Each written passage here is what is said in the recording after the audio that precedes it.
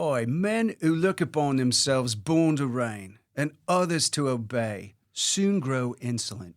Selected from the rest of mankind, their minds are early poisoned by importance, and the world they act in differs so materially from the world at large that they have but little opportunity of knowing its true interests, and when they succeed to the government are frequently the most ignorant and unfit of any throughout the dominions. That was Thomas Paine, and probably a very weak performance trying to do I a disagree. working class English accent. I thought it was very working class. I believe that I was in working class London for a minute there. Yeah, the thing is, Thomas Paine lived most of his life in the colonies. Oh, I thought he immigrated. He immigrated. I thought he immigrated kind of later, like in '74 or something. Didn't he like that, grow so- up in Pennsylvania? No, I don't think so. Hold on. I think he was. I think he came over in his later life. Not later life, but like 20s, late I teens. thought he had immigrated pretty late. English but born. Okay. He was born in Norfolk, immigrated in 1774. Oh. Yeah. Ugh. Why am I thinking This is he a grew bad up in look for you. Pennsylvania? I don't know. I don't know where you got that at all. You know, Penn, No, William that Penn, doesn't make. Thomas Good try, Paine. Mike, but that doesn't make any sense. T-Pain. T-Pain makes sense. Yeah. That was his rap name. Yeah. T-Pain. Okay. Well, this has been a rough start out of the gate. I'm happy. For our excellent educator. Oh. No, I'm happy to admit wrong. That's why I looked it up. I'm always seeking truth. I'm always seeking knowledge. And so I Right. learned something. That's great news. Maybe we now that we know where he was raised, we talk a little bit about who T-Pain was. Yeah. Right now? Let's talk. Or later? I guess later. Okay. Okay. Boy, this is not. Oi. This is not Hey, love. off to a good let's all try out our best British accents to just get to the intro part here. So, love you both. You're dear to me. Don't know where this is going, but yeah, let's go. Think Spinal Tap. Okay, Yeah. you go. You guys are my best mates. Oh, I love you guys so much. oh. Good day, old chaps. Welcome to the podcast. Okay, that's pretty good. That's like Victorian, though. That's lovely. That's lovely. That. Yeah. Got a little bit of Cockney in me. There's a good bit of cotton in there. Yeah? That's great. All That's right, great, then. love. Yeah. All right, then. Okay, maybe hit the intro music. Let's go.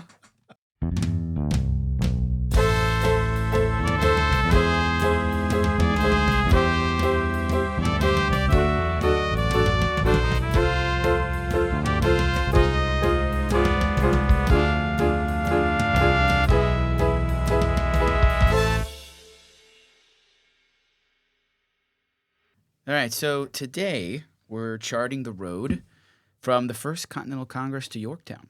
We're going to talk about why delegates met, who fired that famous shot heard around the world, and how ideas leapt off pamphlet pages into armies, treaties, and eventually a new nation. But before the muskets roar and the declarations fly, how about that? We'll step back and we're going to ask this big question. Why did a protest become a revolution? And we're going to trace this tug of war among economic interests, social forces, and powerful ideas. And then we're going to follow those choices into a very messy aftermath. Neighbors who stayed loyal, native nations who were caught between empires, and enslaved people hearing freedom promised from unexpected quarters, and women pressing for a voice in the new republic. So let's get started. I think that's a great idea. Okay, so, well, Mr. Hill, we're glad to have you back. Oh, Yeah. I felt lost. Did you have a good trip? It was a wonderful trip, very relaxing. Enjoyed myself immensely, but there was obviously something missing, or Right. two somethings missing. Right. Yeah. Mr. Hill, you sent us a really nice text message yesterday. Yeah, it was a great. You know what? Should I read it? It comes from the heart. Should I read it? Wow, It's kind of it's a personal. private text. Well, I guess you just. I wanted- just think our Please. I just think our listeners should You know know. what? I have nothing to hide. So please share away. Okay, this I'm is- trying to this find is- it. this is Here it good is. So radio. popular. Good radio right here. So we have our group messages called APUSH Homies. And Mr. Hill texted Garrison and I yesterday and said, just finished a walk around the neighborhood and listened to the latest episode. This is going to sound very syrupy, but I am very lucky to share space with you guys. You are a huge reason that I love my job." Wow. To which I responded, "I love you, Dad." Yeah. And which Garrison said, "I love listening to each episode. It's a lot of fun." Yeah. Of course, you couldn't. You know, It's so difficult for you to be sensitive. I know. I'm an island, Yeah. you know? But I don't believe that for a second. I think No, you're a warm and fuzzy individual. And we Yeah, you appreciate are. Okay. Well, I All think right, we let's have go things to to talk about. Let's go to 1774 because chronology Matters. Yeah, so in 1774, Parliament is going to pass what they called the Coercive Acts, but as we talked about last week, America called them the Intolerable Acts, and it was really meant to isolate Massachusetts following the Boston Tea Party. And the opposite happened. It didn't isolate them. Instead, a lot of colonies are going to start coordinating with Massachusetts, organizing boycotts. Women are also going to organize substitutions for British goods, and colonies are going to start calling for continental meetings to have some sort of united response to what the British were doing. Right. And to just throw back to last episode so we can have a good bridge here. The First Continental Congress is in 1774, right? So it's a little bit where we left off. Everybody's gonna get together and say, what are we going to do here? Every colony meets, except for Georgia. They're an outlier right now. But there's 5 big moves that this First Continental Congress takes. The first is they're going to reject a British supervised colonial union. That needs to change. They also decide to issue a respectful but firm list of grievances and demand a repeal of the 1763 line that separated the colonists from their western advances. And we talked a lot about that proclamation line of 1763, and they want to get rid of it. And then 3, they're going to start advising military preparations just in case. 4, launch a continent-wide non-importation agreement via the Continental Association.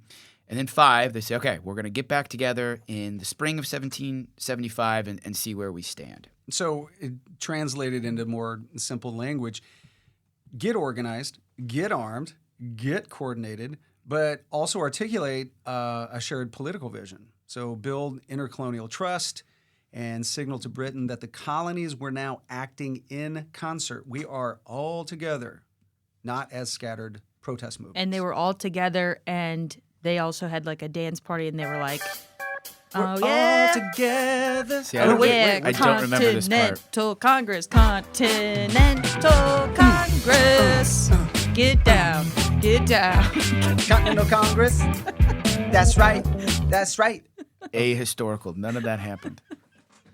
It's just such a fun button. Good. That I is- love that music. That's Right. got to be your favorite button. Yeah. That, for now. For now. Okay, so let's keep going. Okay, so all right, tensions are rising. The British really didn't like it when the colonists played that music and danced in their faces. They hated it. They Hated said it. this is Hated so it. non-British, like Right. should be classical. In the meantime, while the other colonies are organizing, it's Massachusetts that's really preparing for a throwdown. Many of the little towns and villages around Boston began to stockpile their musket powder. And the so-called Minutemen, because they could be ready to fight in a minute's notice, began training and practicing and preparing for what they saw as an inevitable clash. The British General Gage didn't have a lot of troops, but he did receive orders to go after Sam Adams and John Hancock, who were seen as sort of the masterminds behind the Sons of Liberty and what was happening in Boston. And they were also ordered to grab any munitions or weapons at the village of Concord. And so the British are preparing for this, and there's all kinds of spies, American spies in Boston, keeping a track of what's happening in British movements. And so on the night of April 18th, 1775. Wait. What's special about April 18th? It's Mr. Hill's birthday. Wow. Wait, hit that button one more time. Mr. Hill's birthday. Yeah. Okay, that's good. Happy birthday. Happy birthday. Happy birthday. Got that Paul Revere. Got to get that Paul Revere. Yeah, so besides Mr. Hill's birthday, that night is also known as the night when 2 riders took off from Boston to alert these militias that the British were in fact coming. One of them, of course, was famously William Dawes, or maybe not so famous. No one remembers him. Yeah, poor guy. The other guy was Paul Revere. This is a lesson for all of you listeners.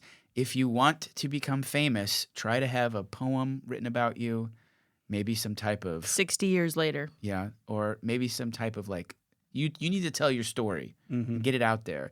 Because William Dawes was not remembered, but both of these writers, Paul Revere and Dawes, are going to write, or they're going to yell famously, "The British are coming! The British are coming!" They probably didn't say that. They No, would I have think they considered did. themselves British, so they probably said said the the regulars regulars. are Yeah. coming or the No, regulars are I out. don't think so. And then I was there. It was my birthday. Okay. the colonists were like, oh, God, I don't have anything prepared. Do you think I should put out some cheese and crackers? That's what they said. No. So It's documented. what's happened was they alarmed all of the militias, and as the redcoats, the British, entered into the Lexington Green, which is the little kind of public space. The I little went there park. this summer. It was so cool. Yeah, awesome. So when they gathered there, you had this epic showdown between the redcoats, the most trained professional military in the world, and a bunch of farmers from Massachusetts. And they're standing off. They're having this moment. And somebody fires first. The British are going to claim that it was the colonists who fired first. Regardless, the British unload their weapons, their muskets, and 8 colonists are killed. Many others are wounded.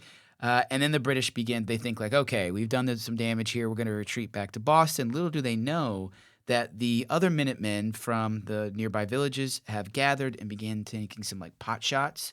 They've been sniping from behind walls and behind bridges and trees. And basically like 200 British are going to die as they march back in their red lobster-colored uniforms to Boston. Yeah, I've been to Concord too. Okay. Yeah. I love Concord. It is such a little cute, picturesque town. So you would say Concord and not Concord? You say Concord. Concord. Okay. So Ralph Waldo Emerson, who we'll talk about on a future episode as well with the Transcendentalists, he is going to later call this first volley, this first battle, the shot heard round the world at Lexington. And obviously there's a dispute on who actually fired first. But what mattered is the Patriot narrative that is going to circulate very quickly, framing British atrocities and swelling rebel ranks. This really gets everybody feeling some type of way. And that matters. I mean, whoever controls the narrative, whoever controls the story, the information is going to have the upper hand. So even in 1775, that was true. So controlling the story through broadsides, engravings, case in point, Paul Revere. I mean, this is the guy. Yeah, I remember it. Listen, my friends, and you shall hear of the midnight ride of Paul Revere. Yeah. That wasn't a button. That was just me beatboxing. Yes. Yeah. So, okay. Wait, are you going to push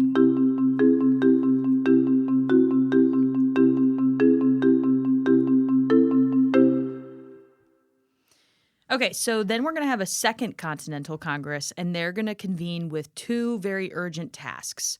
They have to manage a shooting war, but they also have to define war aims if they're actually going to go to war. And so delegates are going to appoint, drum roll please, George Washington as commander-in-chief of this new continental military. And it was in part a military choice, but also a political signal of intercolonial unity because George Washington was from Virginia and most of this action had been happening in Massachusetts. And he was also the tallest guy in the room. So everybody was like, yeah, makes sense. Let's make it George Washington. And possible reconciliation with Britain was debated for over a year versus becoming an independent country. Yeah, and so let's stop here. Let's pause for a quick historiography roundtable. And this is what the AP, all of our AP types that are listening out there, this is what the AP, the College Board, is really interested in answering questions like this. Why did the revolution happen? Why does this matter? Because the way historians explain causes, whether in terms of ideas, economics, social mobilization, shapes how we understand what the revolution accomplished and what it left unresolved.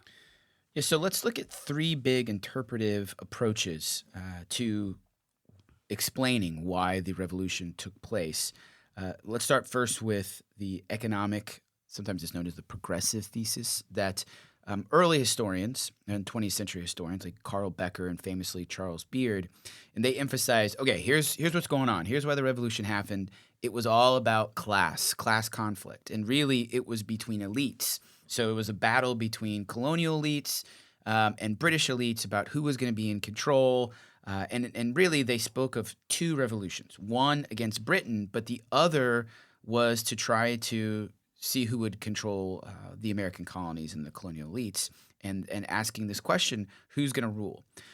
Beard, he talked about the revolution and Constitution as products of economic self-interest among elites. Basically, wealthy dudes wanted to avoid paying taxes. They wanted more control over their economy, and they used the revolution as a way to expand their power, control debates, and basically assert themselves as a new elite class.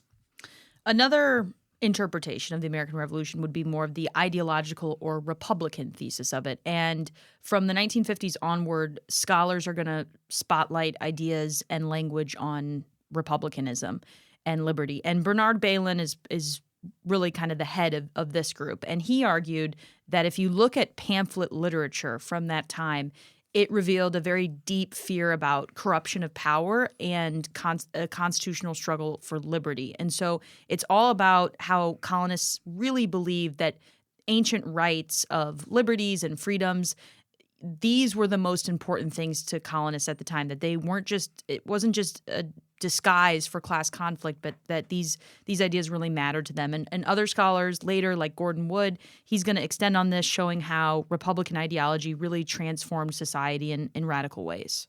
So you guys mentioned like class conflict, right? And then the power of ideas. And so still kind of a third rail, if you will, this social radical plus a mobilization thesis forwarded by T.H. Breen emphasizes the role of consumer politics. Now, I think this is really in particular interesting for today's kind of political landscape, if you will.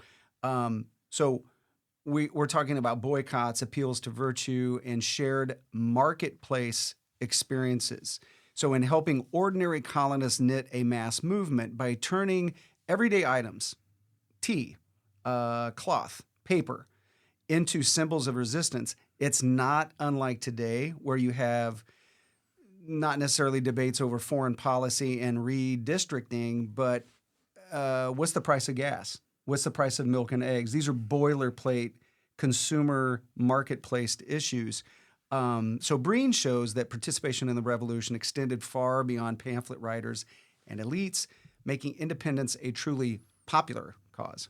So when you step back, what's striking is how these three interpretations, they really do a lot of overlapping. And when you combine all three of them, you get a more rich and complicated view of the American Revolution. So you've got Beard and Becker telling us, hey, follow the money. That's how you're going to find out how this revolution started. And then Bailyn and Wood say, well, if you look at the language used, these people really cared about ideas such as liberty and republicanism. But then Breen comes along and says, okay, but even just let's break this down even further. Ordinary people really just cared about how much it cost to buy ordinary products. And that is what pushed them towards supporting revolution. For students, for us, that means that the revolution wasn't just one thing or one idea, but it was a convergence of different interests, different ideas, and mass mobilization of the people. And if we pay attention to historiography, it helps us see history is not this fixed story that has one ending and that's the only inevitable outcome, but it's a debate and where we place emphasis on different lessons that we can draw. That's probably the biggest thing that I try to emphasize in my classes to students is people always think that history is just this long list of names and dates and facts and events, and that it's so rote, right? It's all just rote memorization. And that's a piece of history that you need in order to interpret it. And what history really is your own interpretation. It's really your own opinion. And that's what's so cool about it, is it's not just this boring thing of, oh, we have to memorize and know all of this. No, it's like, what do you think based on the knowledge you have about it? Yeah. Well said. And then once you get that interpretation, you're able to tell a cool story. And realize that all historians' last names start with B. Yeah, a lot of B's. You got your Beard, you got your Becker, you got your Balin, you got your Breen. Oh, I didn't notice that. Yeah. And then you got Gordon. You think there's something Gordon to that? Wood. Oh, then there's Gordon Wood. Okay. All right, never He- mind. he Well, messed- none of he our messed it up. names end with B. True. We're cool like that. So Yeah. a new day is here. Okay. Hit the button.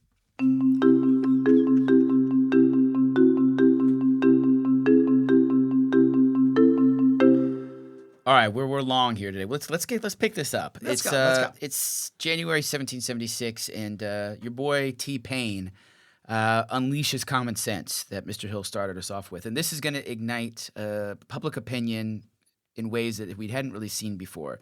We've got crisp prose. It's not Latin. It's known as deferential language.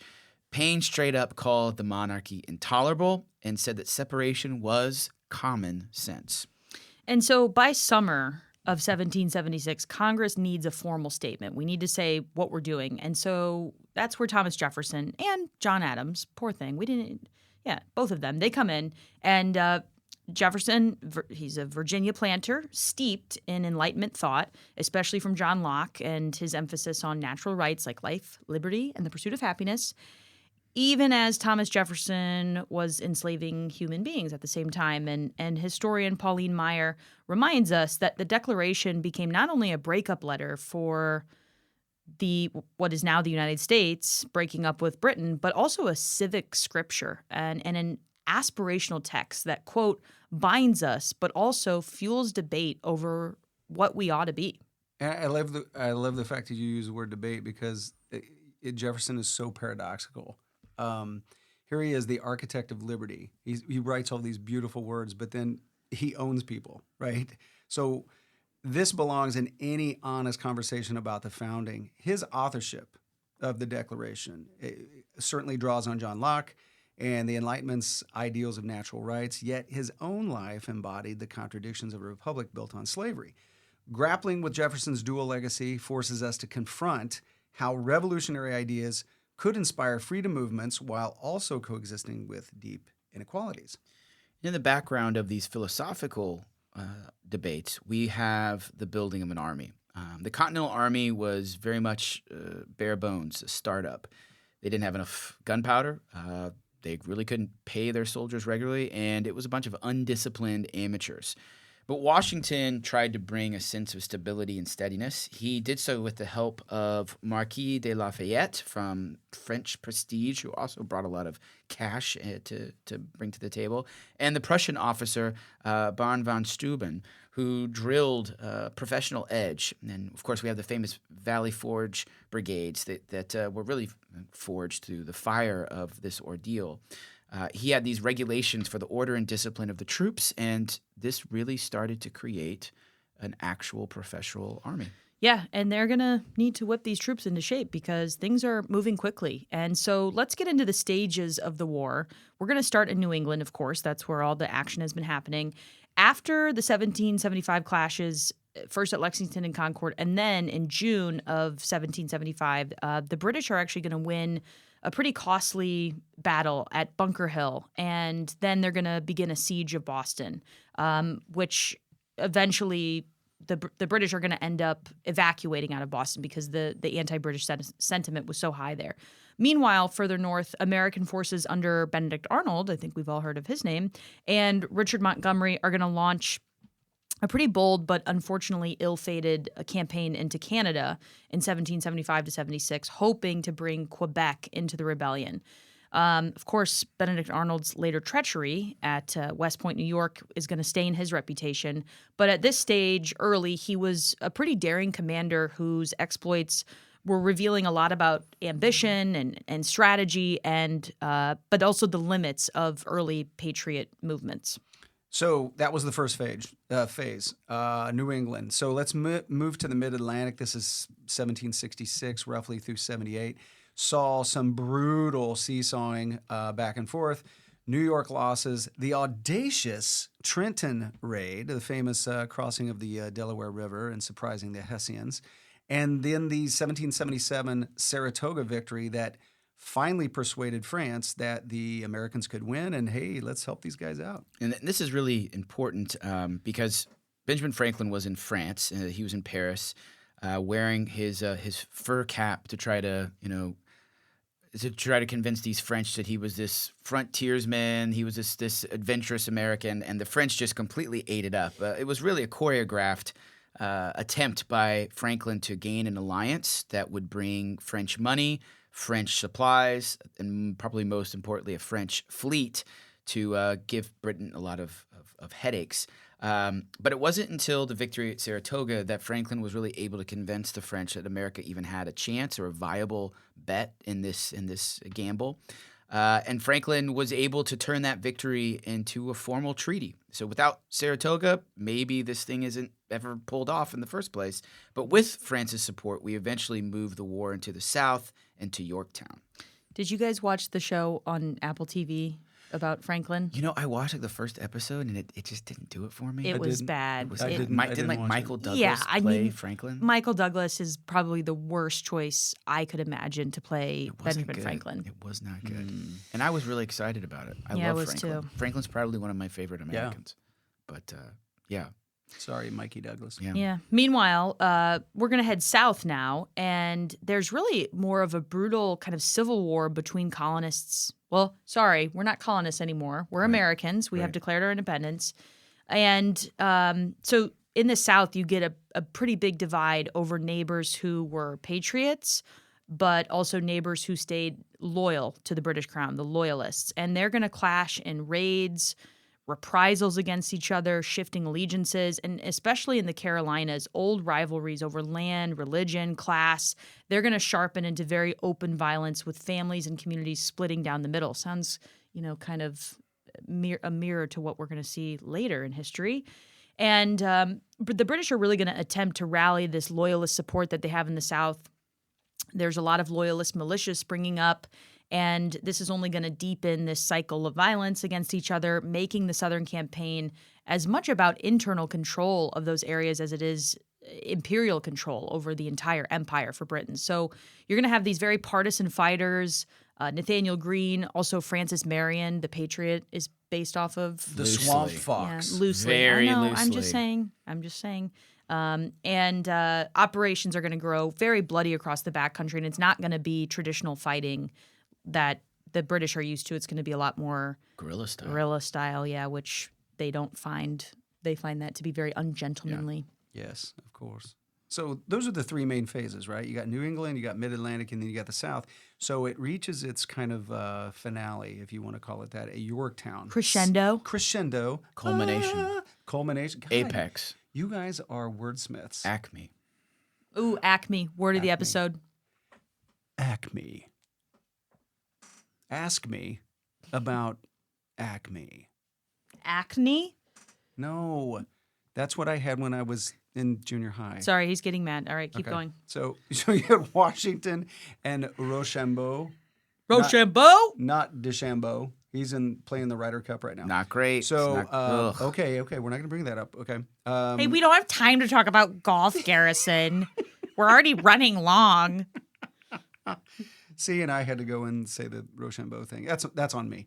So they end up bottling up Cornwallis on the little peninsula there at Yorktown in Virginia, and with the help of the French fleet, right? That Franklin kind of was able to get together. The surrender didn't instantly end the war, but it broke Britain's will to continue. So the Treaty of Paris, 1783, has recognized U.S. independence and ceded a vast interior to the Mississippi.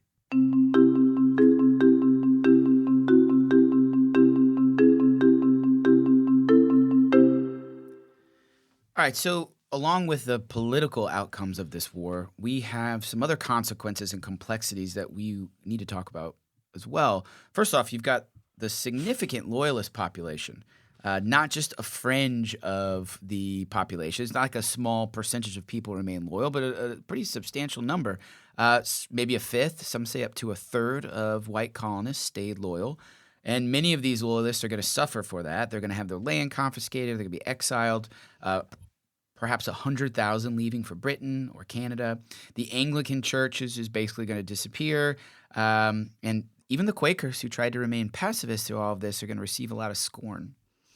Yes, and as bad as the Loyalists had it, Native peoples faced an even worse catastrophe as both empires and the new republic discounted indigenous sovereignty. And many groups like the Iroquois Confederacy, they split internally as some nations allied with Britain and others tried to remain neutral, others tried to support the American patriots, leading to devastating civil conflict between these nations. And then the Cherokee and the Shawnee, they really tried to resist American expansion into the West. They're going to face brutal campaigns that destroyed villages and food supplies.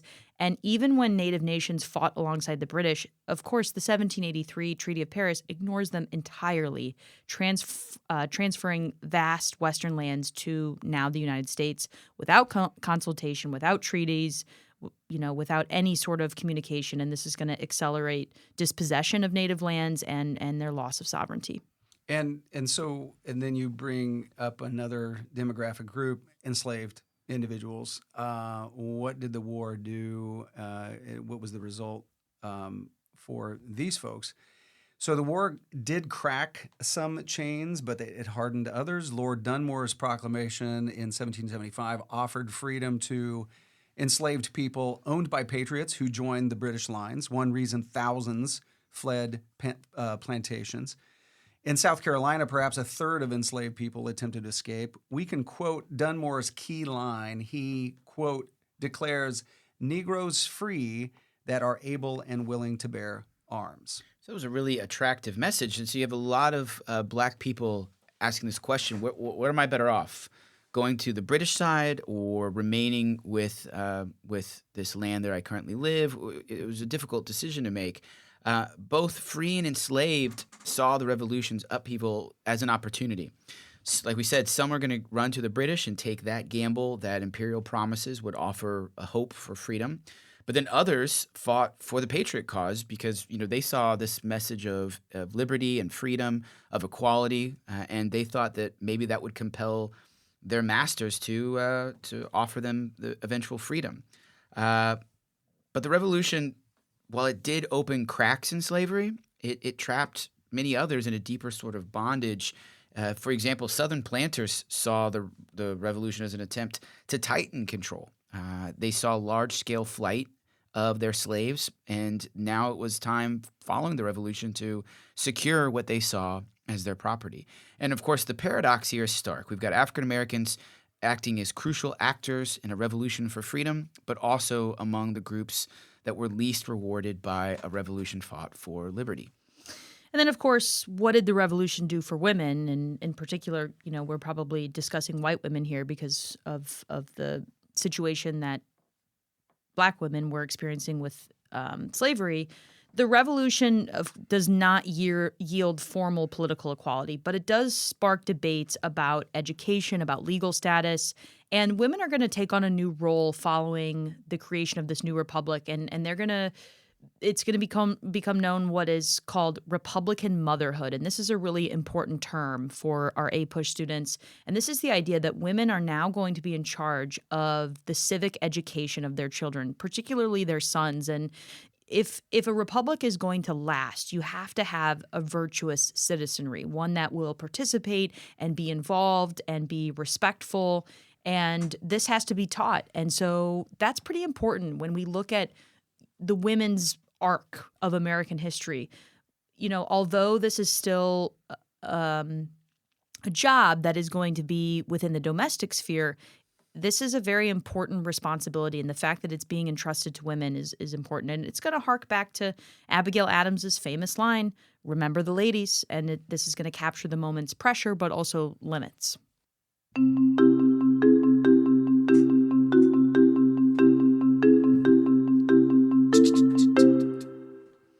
Okay, so back to our perennial AP prompt, right? It is fair to argue that the revolution did radically transform ideas, and that is ideas about citizenship, ideas about equality and its morality, and written constitutions, of course. But at the same time, it is not going to evenly alter social structures, especially for enslaved people, Native nations, and women. So, quick hits here. Ways that the revolution was a moment of change. Okay, point one, it created new political structures with written constitutions and republican governments replacing monarchy. Boom. Secondly, it popularized Enlightenment ideas, spreading concepts of natural rights and equality. Boom. Number three, it broadened participation as ordinary colonists joined boycotts, militias, and political debates. And finally, boom, it began conversations about slavery, women's roles, and native sovereignty, even if change was incomplete. But then also we need to consider how the revolution was an example of continuity. In other words, an opposite of a social change. It's a continuation of the status quo. We had social hierarchies that continued to persist. You had elites continuing to dominate political and economic life in the new states. Slavery survives, but it continues, not only survives, it expands in the South, despite these conversations of freedom. Women gained influence, but this was largely informally and remained excluded from legal and political rights. Native peoples will only continue to be marginalized and pushed further west, losing land and autonomy to both Britain and the new United States. Well, we covered a lot in this, but we also set a lot up for the future. Right. We've got some big episodes coming up on how can we replace monarchy with something different, and will it actually work? Don't know. I didn't see the movie, so I don't know how it ends. Well, let's keep our audience on the edge of their seats. I've never read a book, so I don't read. I'm pretty proud of that fact. Good episode. great episode. Thanks, everybody, for tuning in to APUSH for All. If you like the episode, be sure to subscribe on Spotify, Apple iTunes, YouTube. Leave us a review. If you got a topic you want us to cover, send us a message on Instagram at APUSH for All. Until next time, keep learning from yesterday to make sense of today.